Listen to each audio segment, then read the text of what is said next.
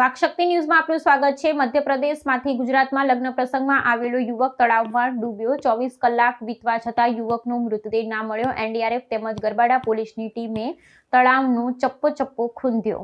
ગરબાડા તાલુકાના જરી બુઝુર્ગ ગામમાં આવેલા ઢાંકિયા ફળિયાના તળાવમાં એક યુવક ડૂબી ગયો હોવાની ઘટના સામે આવી છે। આ ઘટના ગઈકાલે બપોરે આશરે 12 વાગે બની હોવાની પ્રાથમિક તબક્કે માહિતી મળી હતી, જેમાં 17 વર્ષીય યુવક તળાવમાં ડૂબ્યો હોવાના 24 કલાક વીતી ગયા હોવા છતાં ડૂબી ગયેલા યુવકનો મૃતદેહ હજુ સુધી નથી મળ્યો।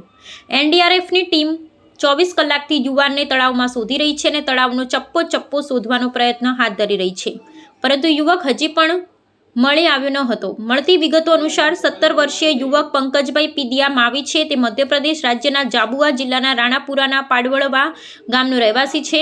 પંકજભાઈ જરી બુઝુર્ગમાં પોતાની ફોઈના ઘરે લગ્ન પ્રસંગમાં હાજરી આપવા આવ્યા હતા ને જાન જવાના સમયે તળાવમાં નાહવા ઉતર્યો હતો।